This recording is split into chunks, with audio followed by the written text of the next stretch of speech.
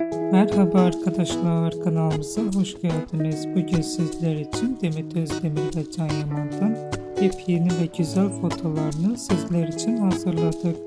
Can Yaman, Gönül İşleri, İnadına Aşk ve birçok dizilerde rol almış ve herkes tarafından çok beğenilmişti.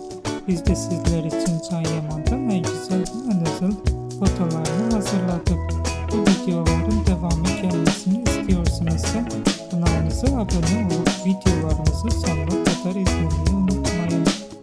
Herkese teşekkür ederiz.